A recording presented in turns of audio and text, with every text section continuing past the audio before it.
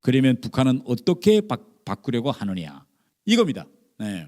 자, 지금 우리는 북한과 비핵화 협상에 들어갔습니다. 핵무기를 어떤 방식으로 없애겠느냐 이겁니다. 전 세계적으로 핵무기, 핵협상이라는 건 두 가지밖에 없어요. 전 세계적으로 첫 번째는 뭔가면 내가 가지고 있는 핵무기를 처음부터 없애기 위한 협상을 시작하는 겁니다.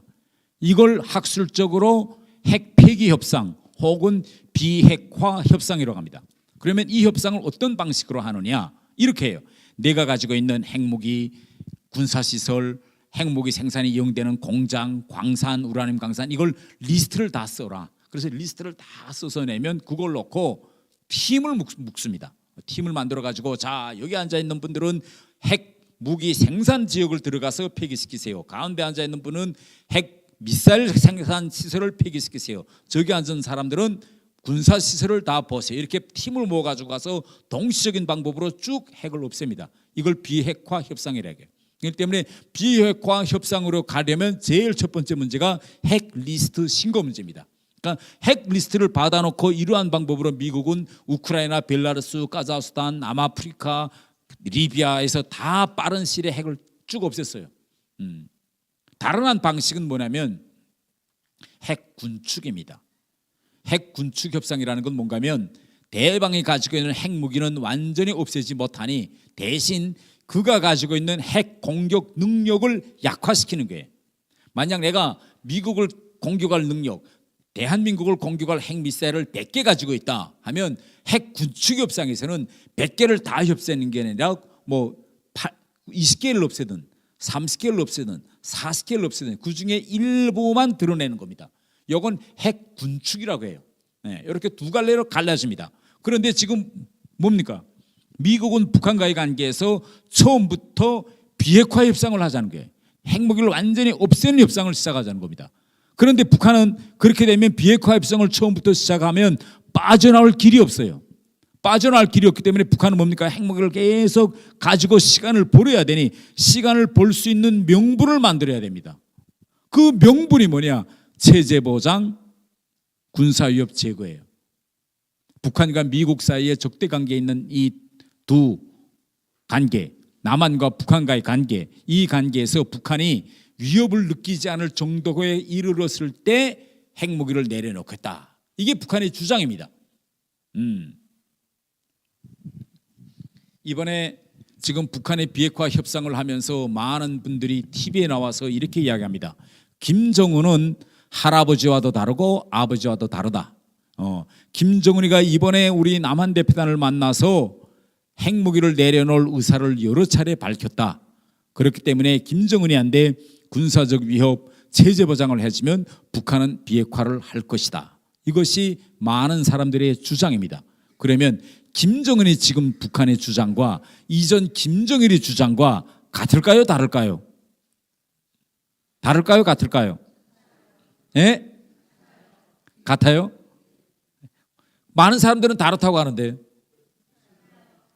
자, 그러면 2005년 김정일이가 당시 우리 정동영 통일부 장관에게 한 이야기와 이번에 김정은이 정무영 청와대 실장하고 한데 한 이야기가 같은가 다른가 우리 한번 화면을 통해서 보겠습니다. 김정일 위원장은 비핵화는 김일성 주석의 유훈이다. 한반도 비핵화는 여전히 유효하다. 비핵화 선언은 유효하다 하는 점을 강조하면서 북은 핵무기를 가져야 할 이유가 없다. 이렇게 단언했습니다. 북은 육자회담을 포기한 적도 없고 거부한 적도 없다. 다만 미국이 업수이 보기 때문에 자위적 차원에서 맞서야 하겠다고 생각했다. 그러나 미국이 북을 상대로 인정하고 존중한다면 그리고 그것이 확고하다면 7월 중에라도 육자회담에 복귀할 수 있다. 그러나 이 문제는 미국과 좀 더 협의를 해봐야 되겠다. 네, 이게 2005년 6월 18일 정동영 통일부 장관이 김정일을 하루 전날 만나고 와서 한 말입니다. 김정일이 말은 이겁니다. 나는 핵무기를 가져야 할 필요가 없다. 단 미국이 자꾸 위협하니까 가지고 있기 때문이다. 그러니 미국이 북한을 위협하지 않고 미국과의 적대 관계가 해소된다면 나는 핵무기를 내려놓을게. 여기서 가장 중요한 겁니다. 미국과의 관계가 적대 관계가 해소된다면 핵무기를 내려놓는다. 이런 앞에다가 명분을 만들어 놨어요. 예. 자, 그러면 이번에 김정은이가 뭐라고 하는가 한번 좀 듣어봅시다. 북한의 체제 안전이 핵을 보유할 이유가 없다는 점을 명백히 하였습니다. 결국은 갖고 갔죠. 네. 자, 김정은이가 4월 27일 판문점 선언을 하기 전에 4월 21일 당 전원회를 소집했습니다. 이 당 전원회에서 북한 핵무기와 관련한 북한 노동당 결정을 채택합니다. 이 결정에서 북한의 핵무기를 북한의 노동당이 어떻게 규정했느냐, 그 성격을 한번 북한 TV를 통해서 보겠습니다. 우리 당 병진 노선의 승리가 이룩됨으로써 평화 수호에 강력한 보검을 갖추기 위하여 허리띠를 조이며 간고 분투하여 온 우리 인민의 투쟁이 빛나게 결속되었으며 우리의 후손들이 세상에서 가장 존엄 높고 행복한 생활을 누릴 수 있는 확고한 담보를 가지게 됐다고 말씀하셨습니다. 이 북한 아나운서 말이 이해되세요? 무슨 말인지 잘 이해 안 되죠? 이 말을 그대로 풀었으면 이겁니다.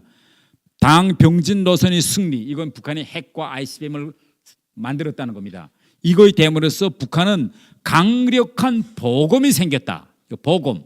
네, 그 다음에 후손들도 앞으로 행복한 생활을 누릴 수 있는 담보를 가지게 되었다. 이겁니다. 우리 한국식으로 말하면 북한에 있어서 핵무기는 검과 방패라는 소리입니다. 그러면 여러분, 북한에서 핵무기를 검이라고 했어요. 강력한 보검이다 하면 이 보검이라는 게 무슨 의미입니까? 보검. 한번 누가 말씀해. 보검하면 자기를 보호하기 위한 무기, 공격하기 위한 무기. 그 다음에 또 보검하면, 보검이라는 건 귀중한 검이라는 소리죠. 그건 무기로서의 의미는 보검입니다. 그러면 정치적인 법률적인 의미에서 보검은 무슨 뜻일까요? 검은. 예? 예. 여러분, 다른 나라들의 대법원 앞에는 정의의 여신이라는 이렇게 상이 있습니다. 이렇게 다른 나라들에 있는 정의의 여신입니다. 정의의 여신들 보세요. 예, 이 짝에 있는 다른 나라들의 이런, 그러면 왼손에는 뭘 들었습니까? 저울 들고 오른손에는 보검, 검을 들었죠. 그럼 이거 저울은 무슨 의미입니까? 예, 저울은 이겁니다. 사람이 죄를 범했으면 이게 죄가 있느냐 없는가를 법을 가지고 따져보고 제법이다. 여기다가 헌법을 놓고 법을 놓고 옆에다는 그 사람의 죄를 놓고 이게 어느 쪽이 기우느냐 보고 만약 죄가 있다고 판정되면 그 다음에 검을 뽑았잖아요. 지금 검을 어떻게 하겠다는 겁니까? 바로 잡겠다는 거죠. 법이 선고를 내려서 감옥에 잡아 여튼 과태료를 물리든 해서 결국은 부정의를 바로 잡는다. 이게 검의 의미입니다. 뭐 남을 찌르겠다는 게 아니라. 예. 우리 대법원 정의의 여신상 손에 검이 있습니까? 가보셨어요? 대법원 앞에 검이 없잖아요. 우리. 네. 그러면 그럼 북한은 이제 말하잖아요. 강력한 보검이다 그랬잖아요. 그럼 왜 이게 무슨 의미예요? 보검. 무슨 부정의를 핵으로 바로잡겠다. 이 한반도에 무슨 정의를 세우겠다는 겁니까? 지금 북한은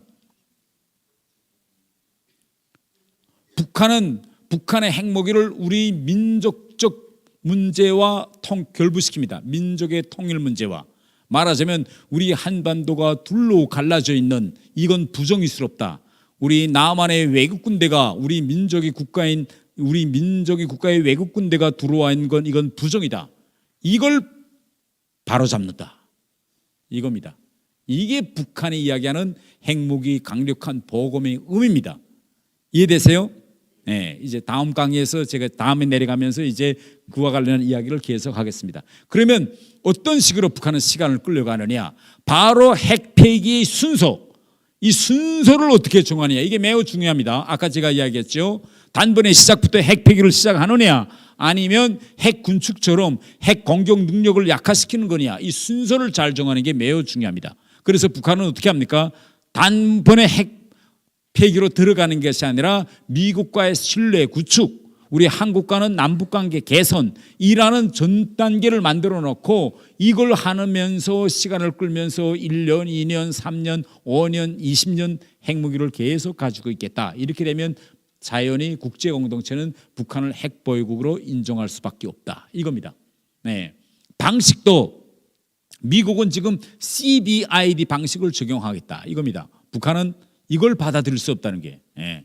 북한은 무엇을 없애고 순서를 어떻게 정하는가 하는 건 북한이 결심할 노릇이기 때문에 북한이 하자는 대로 가능한 것부터 하나씩 단계적으로 가자. 이게 북한의 말입니다. 미국은 전면적으로 동시에 CBID 원칙에서 하자 이거고, 그러면 CBID라는 게 뭐냐? C라는 거는 완전한이라는 소리예요. 완전한. V는 검증, I는 대결로 세울 수 없다, D는 파기한다. 그러니까 완전하게 검증을 통해서 대결로 세울 수 없게 북한의 모든 핵무기와 시설을 파괴해버린다. 이게 CBID입니다. 북한은 이렇게 못하겠다는 게 지금 이게 차이입니다. 자, 그러면 오늘 제가 이거 강의하는 이 현 시점을 우리가 봅시다. 현 시점에서 지금 북핵 폐기를 위해서 지금 한 걸음도 전진 못했어요. 4월 판문점 선언이 나오는 건 5개월이 지났지만은, 로드맵과 검증 체계도 원칙도 합의 못했어요. 지난주에 예견됐던 미국 고위급 회담이 무산됐습니다.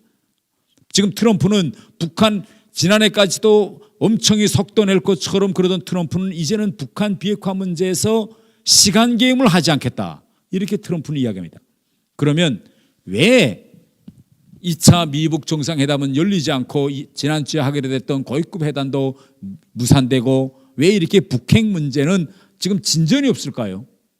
어디서부터 잘못됐을까요? 예? 어디서부터 잘못됐느냐? 바로 여기서부터 잘못됐습니다. 자, 제가 아까 이야기했죠. 북한의 핵을 폐기시키려면 이 4명이, 4개 국가가 하나의 목소리, 하나의 원칙, 하나의 방도를 북한에 적용해야 됩니다. 그런데 이 4명이 주장하는 게 다 달라요. 지금 우리 정부는 선남북관계, 제일 처음에는 남북관계와 비핵화를 병행 추진한다, 이런 원칙을 내세웠습니다. 그런데 이 병행 추진 원칙이 1년도 안 돼서 지금 선남북관계 후 비핵화 원칙으로 순서가 바뀌었습니다. 원래는 병행을 한다 이렇게 됐어요. 트럼프는 미국은 처음부터 CBID로 가자 이겁니다. 그러니까 순서에서 핵 리스트를 먼저 내놔라. 그래서 정상적인 비핵화로 가자. 이게 미국의 원칙이었습니다. 중국하고 러시아는 뭐냐? 중국하고 러시아는 그렇게 할 수 없다. 북한이 비핵화를 위해서 조그마한 조치라도 취하면 제재를 해제해줘야 한다. 이거 제재 해제가 북한의 체제 보장에서 핵심이다. 이게 중국하고 러시아는. 이렇게 해서 이 4명이 각이한 잣대와 각이한 주장을 가지고 지금 북한 비핵화에 달라붙기 때문에 진전도 안 되고, 진전도 안 되면 북한의 앞을 가야 되는데 앞도 가지 못하고 어정쩡한 상황이 바로 지금 1월 12일입니다. 네. 11월 12일 오늘. 자, 결국은 4.27 판문점 선언을 통해서 북한의 김정은이가 얻은 건 뭐냐? 바로 종전의 병행 추진.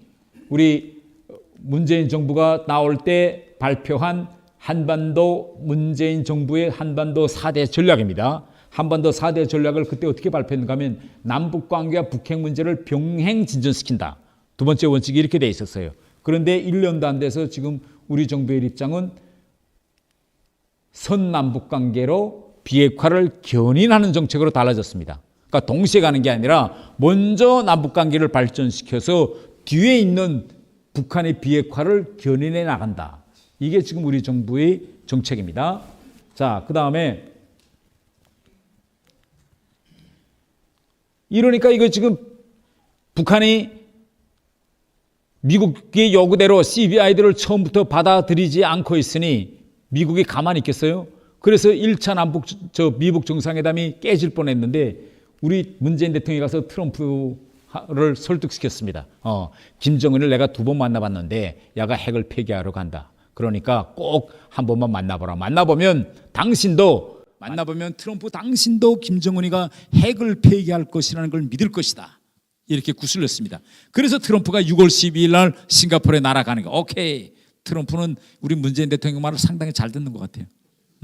그래서 12일 날 날아갑니다. 싱가포르로. 날아갔는데 이거 싱가포르로 날아가기 전에 3일 전에 트럼프가 아주 이상한 기자 인터뷰를 해요. 저는 이 인터뷰를 보고 깜짝 놀랐습니다. 싱가포르 회담에 들어가기 전 트럼프의 기자 인터뷰를 한번 좀 봅시다. 뭐라고 말하는가? 북한 비핵화의 진정성을 느낌으로 알 수 있다며 한 말입니다.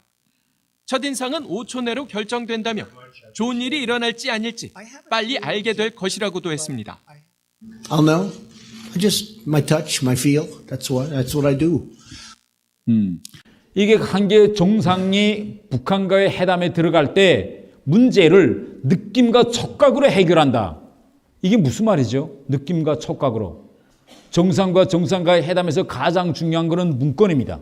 글자예요. 문건이 가장 중요한데 트럼프는 문건보다도 얘기를 해보고 자기가 판단되면 이거 핵 폐기할 거다. 판단되면 자긴 하겠다. 만약 얘기해보고 판단해서 이거 안 할 거다 하면 1분도 안 걸리고 문을 박차고 나오겠다. 이게 트럼프의 말이었습니다. 그런데 트럼프가 김정은이하고 만든 싱가포르 미북 합의를 한번 좀 봅시다. 이게 원문입니다. 합의문 원문. 제가 아까 이야기했죠. 북한은 북한 핵 폐기의 순서를 핵 폐기부터 시작하는 게 아니라 신뢰 구축부터 시작해서 시간을 끌려간다. 그런데 북한과 미국 사이의 비핵화 원칙을 합의했습니다. 비핵화 원칙에서 트럼프가 이렇게 이야기했어요. 상호 신뢰를 구축하는 것이 한반도 비핵화를 증진할 수 있다고 인정하면서 트럼프 대통령과 김 위원장은 아래와 같은 합의 사항을 선언한다. 이렇게 했습니다. 지금 미국이 북한과의 삿바 싸움에서 계속 밀리고 있는 것은 이 원칙 때문에 순서를 이렇게 합의한 것과 관련됩니다. 바로 트럼프는 이 짤막한 이 합의 문건의 구조와 순서에서 북한의 논의를 완전히 받아들였습니다. 네. 여러분 만약 원래 트럼프 말대로 북한의 비핵화를 CBID 원칙에 기초해서 처음부터 비핵화로 들어가야 된다면 이 원칙이 어떻게 돼야 될까요? 이 문장이 바꿔줘야 됩니다. 비핵화를 실현하는 것이 미국과 북한 사이의 신뢰를 구축하는데 이룰 것이라는 걸 인정하면서 문장이 이렇게 돼야 됩니다. 구조가, 순서가. 그런데 이걸 바꿔놨어요. 이걸 바꿔놨기 때문에 지금 미국이 북한과의 삿바 싸움에서 밀리고 있는 겁니다. 일단 문건이라는 건 어떻게 합니까? 사인한 다음엔 끝이에요. 사인할 때 잘해야지. 아니 우리가 부동산 계약서 체결할 때도 문건 엄청 들여다보잖아요. 사인해서 넘겨받은 다음에 끝이잖아요. 근데 하물며 국가와 국가들 사이에 만드는 문건은 진짜 몇백 번을 따져봐야 되는데 그렇다니 4가지를 합의했는데 4가지 순서도 이렇게 됐어요. 비핵화 문제가 없이 처음에 미국과 북한은 새로운 관계를 수립한다. 한반도의 안정적인 평화체계를 구축해서 노력한다. 3번째에 비핵화 문제가 있는데 이것도 아주 애매모호하게 만들어놨습니다. 조선민주주의민국은 한반도의 완전한 비핵화를 향해 노력할 것을 약속한다. 이렇게 해놨기 때문에 지금 밀리고 있는 겁니다. 7월 달에 폼페오가 3차로 북한에 찾아갔습니다. 북한에 가서 김정은을 북한과 회담하는데 북한에서 폼페오를 강도라고 닦아세웁니다. 폼페오가 왜 강도냐? 폼페오는 비핵화 문제를 토의하러 갔는데 북한에서는 뭐라고 말하는가 하면 싱가포르 회담 정신에 어긋나게 폼페오가 나온다. 왜? 싱가포르 회담 정신은 신뢰 조성인데 북한에 온 폼페오는 신뢰 조성 문제를 토의한 것이 아니라 일방적이고 강도적인 비핵화 요구만을 들고 나왔다. 이게 7월 7일부 북한 외무성 대변인 담화입니다. 이 대변인 담화를 북한이 만들어가지고 전 세계의 모든 정부들에 다 보냈어요. 전 세계 정부들이 이걸 좀 판단해 주세요. 지금 미국이 잘못하고 있는지 북한이 잘못하고 있는지. 우리 북한은 싱가포르 선언대로 하자는 거고 미국은 지금 싱가포르 선언을 뒤집습니다. 이렇게 지금 북한은 주장합니다. 그런데 지금 미국이 이걸 말 못해요. 그래서 여러 아시겠지만 지금 북한은 시정을 간 이야기하죠. 싱가포르에서 정전선언 이거 문제 합의하기 때문에 정전선언 해라. 그러니까 미국이 가만히 있을 수 있겠어요? 미국 정치인들이 이거 트럼프가 잘못했는데. 그러니까 미국 정치인들이 열을 올리는 겁니다. 이게 뭐냐? 이 핵 리스트 문제가 먼저지. 미국 상원의원들이 북한과 한국에서 주장하는 종전선언에 대해 부정적 견해를 내비쳤습니다. 비핵화에 대한 북한의 진정성을 믿기 어려운데 미국이 무턱대고 들어줄 수는 없다는 겁니다. 박승혁 기자의 보도입니다. 상원 외교위의 팀 케인 의원은 한국 전쟁의 공식 종료 선언은 대북 협상의 중요한 부분으로 생각한다고 말했습니다. 하지만 미국이 종전 선언을 해주는 것은 반대한다고 말했습니다. 미국은 이미 미한 연합훈련 중단이라는 큰 양보를 했지만 북한은 아직도 비핵화를 위한 진지한 조치를 하지 않고 있다는 것입니다. So I don't think the issue is now is we should be doing more concessions. Have they agreed to give us an inventory of their nuclear infrastructure and let us inspect it? And unless and until there's an agreement on that, we have no reason to believe they're serious. 결국은 이겁니다. 북한이 핵 리스트를 내놓지 않는 조건에서는 북한과 어떤 일도 할 수 없다. 비핵화의 첫 단계인 핵 리스트 제출 문제 해라. 이게 미 국회의 지금 주장입니다. 그런데 9월달 이 북한과 미국 사이에 이렇게 이것 때문에 지금 딱 멈춰섰습니다. 그러면 여러분 생각에는 핵 리스트 문제를 어떻게 해결하면 좋겠습니까? 지금 북한은 핵 리스트 안 주겠다는 거죠. 미국은 내놓으라고 하는 거고. 어떻게 하면 좋을까요?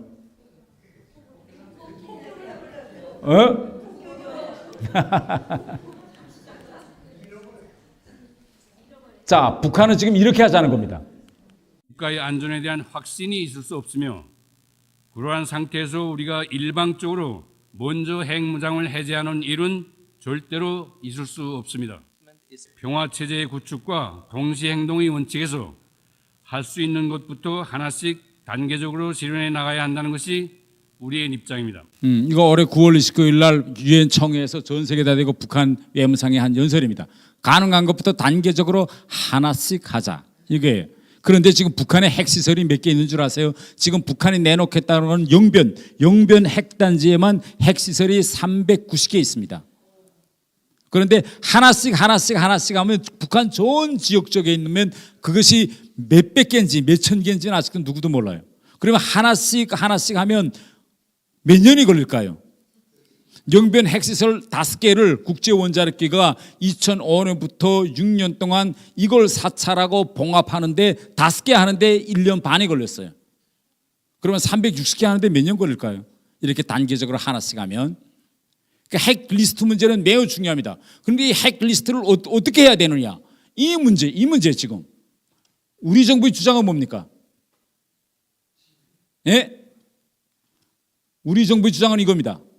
가지고 있는 핵 리스트를 제출하라고 요구해왔고 아마도 그 대목에서 협상이 막혔던 것으로 보입니다. 그런데 이번에 강경화 외교장관이 그에 대한 절충 중재안을 내놨죠. 네, 이 핵 목록 신고는 잠시 미뤄두고 우선 영변 핵시설을 폐기하면 종전선언을 해주는 게 어떠냐는 빅딜 제안입니다.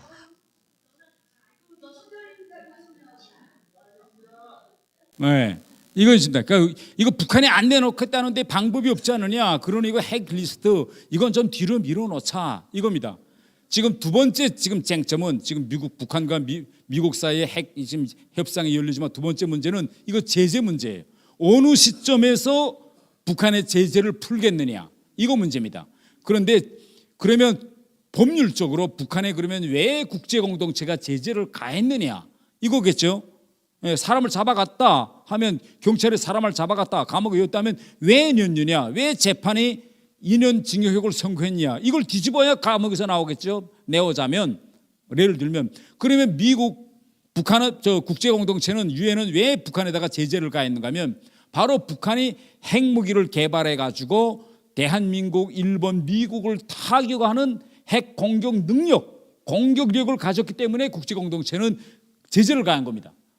그래 국제공동체의 제재 해제 시점은 법률적으로 보면 내가 다른 나라를 칠 수 있는 무기를 가졌기 때문에 제재를 가했다. 그러면 이 제재가 법률적으로 보면 풀려야 할 때가 어느 때일까요?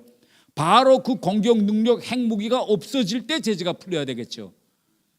그러면 여러분 이 제재 문제에서 이 제재 해제 문제에서 지금 각국의 입장은 지금 다 차이나고 있습니다. 예. 자, 북한은 뭐냐? 북한은 겁니다. 아니 우리 핵무기는 당장 없앨 수 없다. 그러나 우리는 이미 비핵화를 위해서 충분한 조치를 취했다. 우선 올해 들어와서 우리 핵실험 미사일 도발 우리 하나도 안 했다. 북한이 이거예요. 그다음에 두 번째 핵실험장을 폭파해서 폐기해 버렸다. 세 번째 동창리에 있는 미사일 발사대를 부분적으로 해체했다. 이만한 것 많이 했으니 제재를 부분적으로 해제해달라. 이게 북한의 주장입니다. 중국과 러시아도 북한이 뭐 이만 거 했으니까 이제 제재를 좀 해제해 주자 이거예요. 미국과 유럽은 아니 그거 북한이 가지고 있는 핵 능력, 공격 능력이 그대로 살아있기 때문에 말하자면 핵무기가 그대로 있기 때문에 현 상태에서 제재를 풀어주면 그 핵무기를 우리가 승인해 주는 거로 된다. 용인해 주는 것 때문에 절대 해줄 수 없다. 이거예요. 유럽과 미국은 우리 정부는 입장은 뭡니까? 예? 모르세요? TV에 우리 정부의 입장을 한번 좀 뜯어보겠습니다. 문재인 대통령은 프랑스와 정상회담에서 북한에 대한 조건부 제재 완화를 요청했습니다. 제재 완화로 비핵화를 더욱 촉진해야 한다고 강조한 건데요.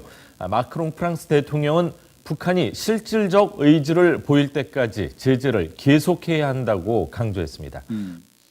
바로 이 문제 때문에 지금 이 제재 문제, 핵 리스트 문제에서 미국과 유럽을 한편으로 하고 북한, 우리, 중국, 러시아 4개 그리고 4대2 지금 형세가 지금 조성되고 있습니다.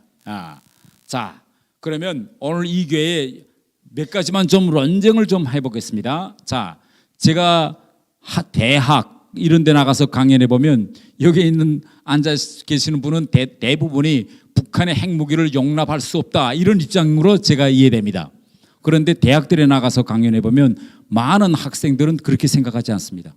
특히 젊은이들 속에서 어떻게 생각하는 사람이 많냐면 북한의 핵무기는 우리 민족의 재부다.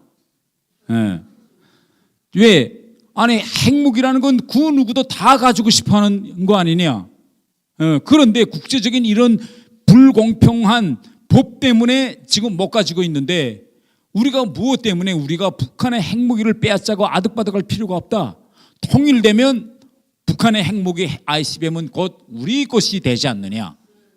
그리고 우리 한국이 우리가 영토도 작고 이렇게 인구도 적지만은 우리 한국이 앞으로 미국이나 중국이나 일본처럼 이렇게 강대국이 되려면 어느 한때에 가서는 우리도 핵무기를 가져야 한다. 가져서 강대국들과 맞짱을 떠야 한다.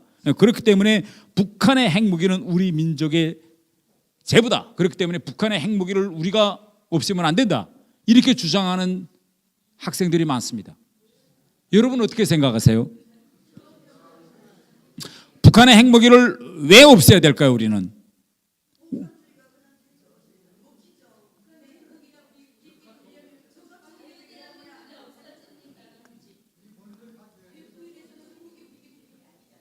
네.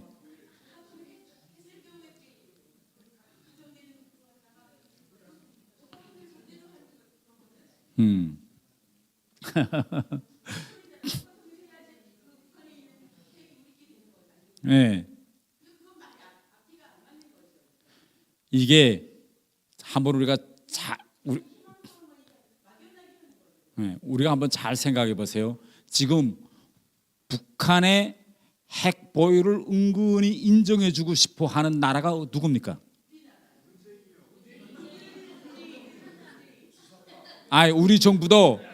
우리 정부도 지금 북한의 비핵화를 하겠다고 합니다. 북한을 비핵화로 견인하겠다. 그렇기 때문에 앞으로 어떻게 되겠는지는 모르지만 우리 정부도 북한의 핵무기를 없애자고 해요. 이건 명백합니다.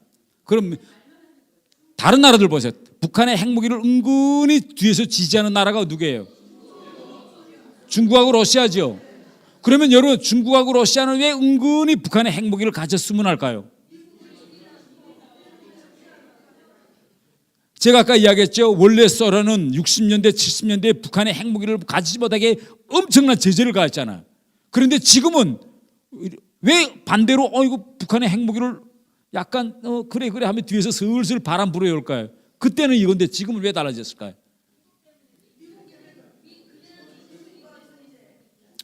이걸 잘 이해해야 됩니다. 60년대, 70년대에는 남북 대결에서 북한의 확고한 우세에 있었습니다. 경제력도 우세했고 군사력은 몇 배 우세했어요.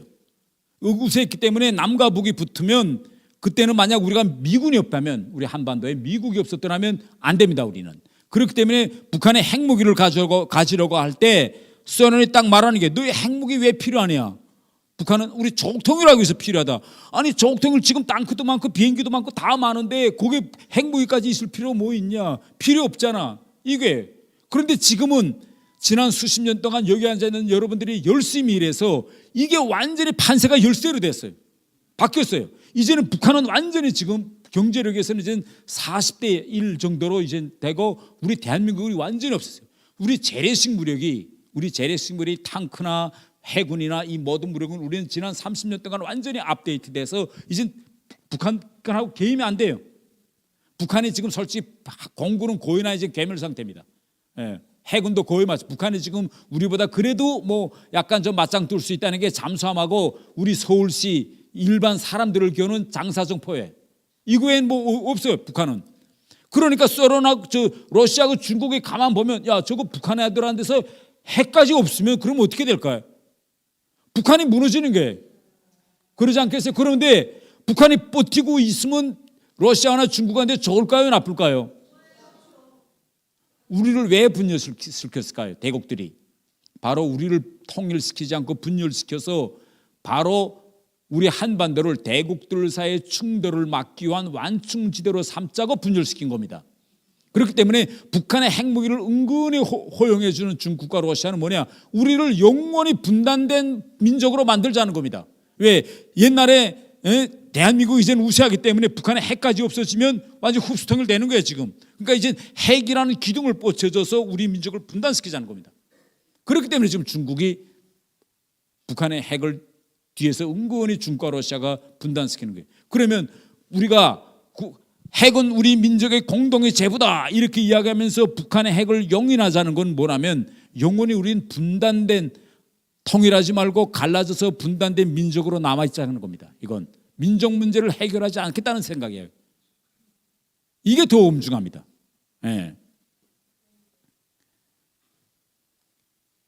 그래서 현 시점에서 제가 생각하는 건 이겁니다. 우선 북한과의 대화에서 영어 문제가 아주 중요해요. 어떤 단어를 쓰느냐. 지금 미국도 그렇고 우리 한국도 그렇고 북한과의 모든 문건을 북핵 폐기, 북한의 비핵화라고 한 번도 문건에 명시하지 못했어요. 다 100% 한반도 비핵화라고 해놨습니다. 그런데 북핵 폐기와 한반도 비핵화는 이거 완전히 다른 개념입니다. 북한이 보는 데는. 그렇기 때문에 지금 이제 보세요. 6.15, 6.12 싱가포르 공동선언 이해에서도 완전한 차이가 미국과 북한 사이에 있잖아요.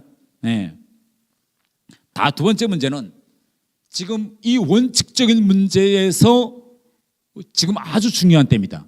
미국과 유럽은 한반도의 핵 문제에서 보편성의 원칙을 적용하자는 겁니다. 말하자면 북한의 핵무기도 역시 남아프리카나 카자흐스탄이나 우크라이나 이렇게 다른 나라들의 핵무기를 없앤 원칙 그대로 하자. 이게 보편성의 원칙입니다. 다른 나라들 한 것처럼 그대로 해서 핵리스트 내놓고 핵리스트에 기초해서 없애자. 그런데 북한, 우리 정부, 러시아, 중국은 북핵 문제의 특수성을 주장합니다. 보편성과 특수성이 뭐에 다르죠? 특성이라는 건 이겁니다. 북한과 미국 사이에 지금까지 수십 년 동안 적대 관계를 유지해 왔기 때문에 적대 관계 해소가 북핵 비핵화다 먼저다. 이게 북핵 문제의 특성입니다. 그래서 지금 현 시점에서 2차 미북 정상회담, 고위급 회담 이런 문제에서 미국이 지금 생각하고 있어요. 어느 길로 갈 것이냐? 보편성의 원칙으로 갈 것이냐? 아니면 중국과 러시아, 대한민국, 북한의 주장을 받아들여서 특수성의 원칙을 적용할 것이냐? 이 시점에서 지금 트럼프가 왔다 갔다 합니다. 이게 문제예요. 미국이라도 확고히 우리는 끝까지 CBI대로 가겠다 이렇게 나와봐야 되겠는데 지금 미국이 가만히 있잖아요.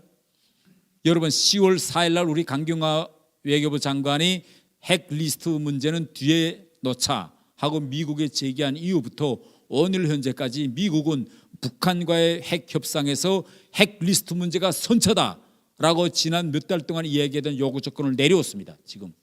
그래서 잘못하다가는 북핵 문제가 보편적인 원칙이 아니라 특수 원칙에 의해서 갈 수 이런 환경이 지금 점점점 열어지고 있다고 저는 생각합니다.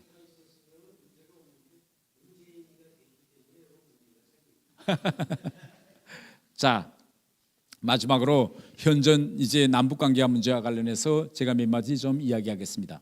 제가 이거 냉면 문제와 관련해서 칼럼을 하나 발표했는데 칼럼 제가 발표한 다음에 보수 쪽에서 엄청 비난을 받았습니다. 들었죠? 제가 뭐라고 이야기했는가 하면 아니 그걸 냉면 문제 가지고 그렇게 이제 속주, 녹주째 잡아가냐. 녹주째 그걸 가지고 계속 싸우느냐. 이젠 좀 그만하자. 제가 이렇게 칼럼을 발표했어요. 왜? 아니 북한이 핵실험했을 때도 우리가 이렇게 속주, 녹주 싸우지 않잖아요.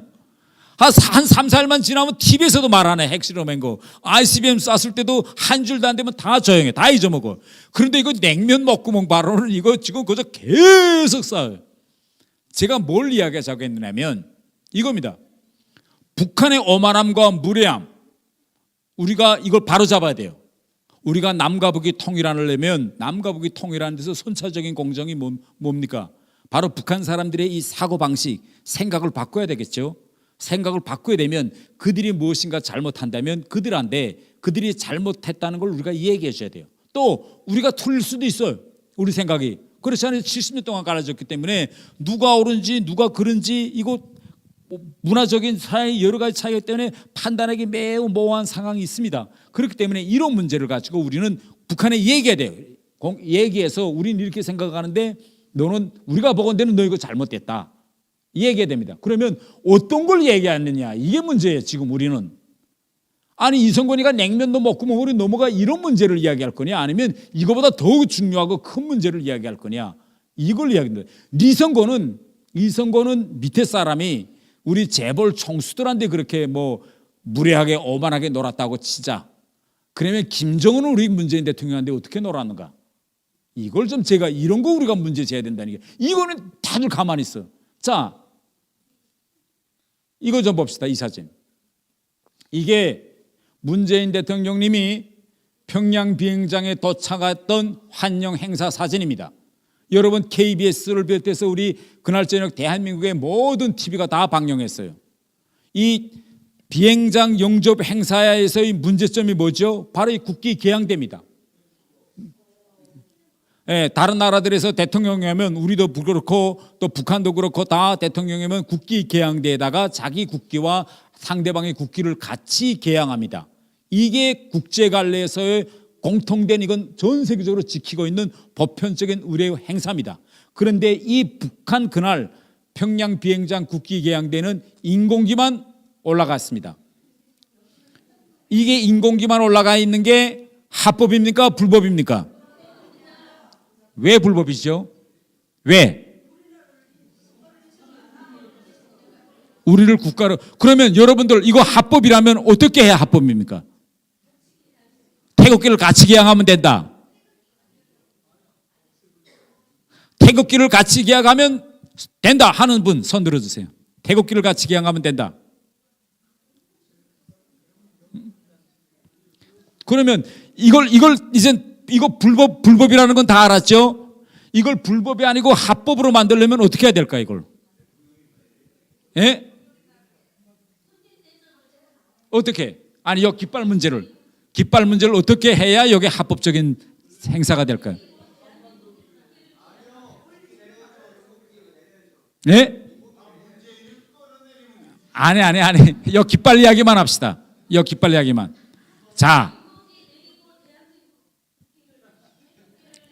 자, 인공기를 내리고 대한민국 국기만 올려도 이거는 불법이에요. 또 인공기가 올리고 일부 사람 옆에다 우리 태극기를 올리면 된다 그랬는데 인공기도 올리고 태극기도 올려서 두 깃발을 나란히 띄우는 것도 불법입니다. 그럼 왜 두 개 내려야 되죠? 왜?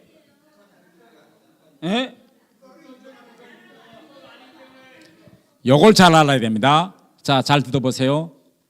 1991년도에 남과 북은 유엔에 가입합니다. 유엔에 가입하는 건 뭘 의미합니까? 두 개 각각 서로 다른 국가로 유엔에 들어가는 겁니다. 그렇게 되면 국제적으로 두 개 국가로 되는 거기 때문에 남과 북은 두 개 국가로 갈라질 위험이 생겼어요.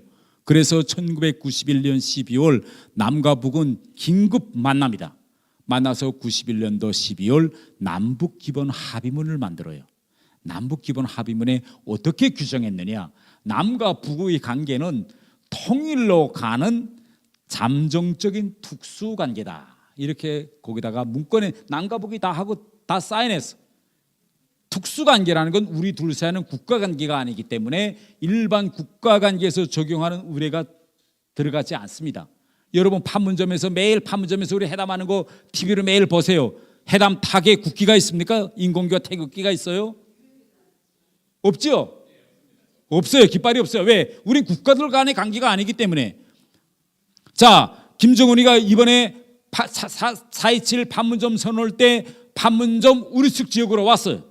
그때 우리 의장대 다 사일했죠. 그때 우리 지역 국기 개항대에 태극기가 있었습니까? 없었습니까? 없었어요. 왜? 우리는 남북기본합의문을 지켰습니다. 김대중 대통령이 또 노무현 대통령이 평양에 갔을 때 그때 김정일이가 인공기를 국기 개항대에 띄웠을까요? 안 띄웠을까요? 안 띄웠어요. 남과 북이 이렇게 합의한 법적 문건이 있기 때문에. 그런데 이거 김정은이 이번에 띄운 거야 이거. 그러니까 이런 걸 우리가 문제 세야 된다. 뭐 리성건이가 뭐 먹고먹이 넘어 이건 게 아니라 아니 문재인 대통령이 통일하자고 간 대통령이 왔는데 이 전체 대한민국 TV 카메라 이게 쫙 보는 앞에서 이렇게 어마무리할 수가 있느냐. 근데 왜 이런 거 가만히 있는가 그게.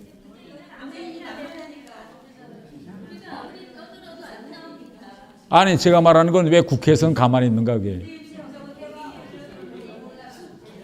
자, 다음 문제 좀 봅시다. 자, 이게 북한 노동당 중앙위원회 청사 입구입니다. 청사 입구가 이렇게 돼 있어요. 자, 이 청사 입구 요 정문 홀 배경을 한번 좀 봅시다. 요 배경, 요 사진을 이제 제가 확대하겠습니다. 요 사진과 관련해서 제가 이야기하겠습니다. 자, 여러분 이 사진을 보세요. 이 사진에서 오른쪽에 있는 게 무슨 깃발입니까? 나치스 깃발은 다 알아요. 우리 대한민국 국민들이. 그러면 이 나치스 깃발을 들고 이 나치스 당원들이 히틀러 이 신이 되다가 왜 나치스 깃발을 들고 행진합니까? 왜? 독재 국가에서 이거 나치스 깃발을 저렇게 들고 계속 망할 때까지 행진하는데 이 행진하는 의미는 뭡니까? 행진하는 의미는 한 가지예요. 우리 나치스 당의 이념과 정책만이 독일에는 존재할 수 있다. 나머지는 없다. 나머지는 다 불법이다. 이걸 거행하는 건 가차없이 친다, 처형한다. 이겁니다.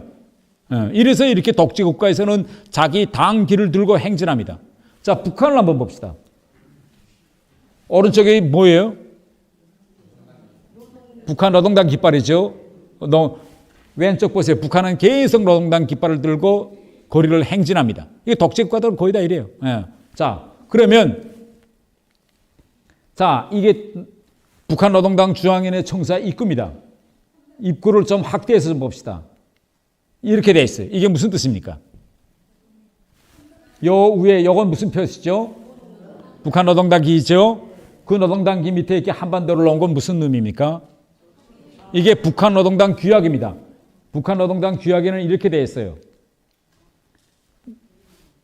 2013년 6월 19일 날 김정은이가 개정한 당의 유혈, 아까 여러분이 내가 이야기한 당의 율적 영도 체계 양립의 10대 원칙 제1조, 제일 1조 사항에다가 뭐라고 했느냐. 주체사상의 기치, 자주의 기치를 높이 들고 조국 통일과 혁명의 전국적 승리를 위하여 주체혁명의 완성을 위하여 투쟁해야 한다. 말하자면 조카 통일하겠다 하는 걸 1조 사항에다 박아였습니다. 그래서 이 조카 통일 규정에 의해서 당 들어가는 입구 배경을 이렇게 만들었습니다. 그러면 여기에서 사진 찍을 수 있는 사람, 이걸 기념사진으로 여기 가서 배경으로 찍을 수 있겠어요? 여러분이라면? 아니 이거 북한에 가서 이건 북한의 문화적 배경이기 때문에 북한에 가서 한번 좀 재미삼아 한 번 정도 찍을 수 있지 않을까요? 자, 그럼 여러분 이 사진은 어떻게 생각하세요? 자, 우리 박근혜 대통령이 이슬람교 나라들을 방문할 때면 거기 가서 이슬람교 사원을 방문합니다. 이것도 안 돼요. 그리고 여러분들이 이슬람 국가들에 가잖아요. 관광객으로. 관광객에 가서 많은 사람들이 다른 나라들 가면 이슬람교 나라들 가면 제일 아름다운 곳이 이슬람교 사원입니다. 거기 가서 기독교인들도 유럽에서는 기독교인들도 거기 가서 사진 찍는 사람이 많습니다. 그러면 이런 종교적인 건물 앞에 가서 사진 찍는 거하고 예를 들면 내가 크리스천이에요. 기독교인인데 기독교인이 이렇게 아름다운 이슬람교 사원을 배경으로 사진 찍는 거하고 북한 당 규약을 반영한 배경으로 해서 사진 찍는 거 같습니까? 다릅니까? 뭐이 다릅니까? 요거 알아야 돼요. 뭐이 다르냐? 이념적인 거, 종교적인 거. 그 다음에 또 제가 이 사진에 가서 찍을 수 있느냐 없느냐 이 딱 같은 질문을 대학에 나가서 제기했는데 한 학생이 찍을 수 있습니다. 그래서 왜 찍을 수 있느냐? 그러니까 아니 크리스천들도 이슬람교에 갔는데 자기도 크리스천으로서 이슬람교 나라에 관광 가서 기념사진을 많이 찍고 왔다. 그런데 뭐 북한에 가서 이거 문화인데 거기 가서 사진을 찍을 수 없다는 게 말이 되느냐? 그래서 관광으로 가서 찍으면 될까요? 관광으로 가서 찍을 수 있겠느냐 없겠느냐 하는 건 각자가 선택할 사항이기 때문에 찍으면 된다. 안 된다. 이거 제가 이렇게 말하지는 않겠습니다. 예, 한번 말씀해 보세요. 왜 안 돼요? 국가보안법 위반. 그런데 저는 이렇게 생각합니다. 예, 이슬람교 사원에 가서 사진 찍는 거하고 여기 가서 사진 찍는 거면 여기서 북한이 이야기하는 조카 통일의 대상은 누굽니까? 여러분들 아니에요. 그런데 내가 여기 가서 웃으면서 사진 찍으면 어떻게 돼요? 이슬람교 사원 앞에 가서 사진 찍으면 어떻게 됩니까? 그 이슬람교가 나를 대상으로 합니까? 이거하고 또 엄연히 다르죠. 그렇기 때문에 이슬람교 사원 앞에 가서 찍는 거하고 여기 가서 찍으면 이건 자기를 조카 통일시키는, 난 조카 통일 여러분 받아들일 수 없잖아요. 자, 이번에 우리 대한민국은 이런 상징, 깃발에 대단히 민감합니다. 우리 국민들은. 이번에 우길기 달고 일본 군함이 끝내 관함식에 참가 못했죠. 제주도에서. 너무 국민들이 들고 일어나서 저 깃발 못 들어온다. 그래 우리 국민들은 왜 일본은 이거 우리 군함에 어떤 깃발을 다느냐 하는 건 우리 일본의 자주권에 해당한 문제다. 그런데 우리는 그래 안 된다 그래도 그러잖아. 그럼 왜 우리는 이렇게 강하게 반발합니까? 바로 그 우길기에 우리 피난민 피맺힌 역사가 있기 때문에 우리는 이거 감정적으로 받아들일 수 없는 거예요. 이거 그렇지 않아요? 이게 북한노동신문에 나온 9월 정상회담 사진입니다. 바로 이 사진을 북한이 대대적으로 선전했습니다.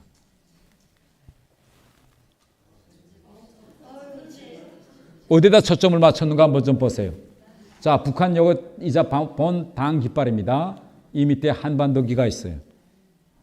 그러니까 이런 식으로 제가 이야기하는 건 이런 식으로 이거 문재인 대통령 모르고 찍었을게 이건 거. 근데 김정은으로서는 알고 찍었다. 내 생각엔 모르고 찍은 것 같아요. 그런데 그러니까 이거 뭔가면 이거 제가 보건대는 김정은이가 이러면 안 돼요. 그래도 통일하자고 그래도 한반도에서 통일을 하자고 서울에서 올라왔는데 최소한 이런 장소는 피해야 되고 북한이 저렇게 조카 통일을 주장하면 한 번 더 통일이 됩니까? 안 되거든요. 그리고 이자처럼 비행장 행사한다. 그럼 비행장 행사는 초보적인 그런 남과 북의 기본법은 지켜야 됩니다. 근데 이걸 무시하고 가는 게, 그래서 제가 너무 안타까워서 냉면 발언했습니다. 언제 먹고 냉면이 먹고 뭐는 이거 싸울 때가 되느냐, 더 큰 문제가 있는데.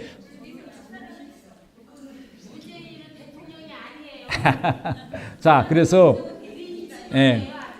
제가 오늘 지금 시간이 강연 시간이 다 됐습니다. 그래서 제가 강연은 여기까지 하고 이제부터 여러분들 속에서 제기는 되는 질문을 받겠습니다. 그래서 아무 질문이나 기탄 없이 궁금한 거 있으면 다 저한테 물어봐 주세요. 예.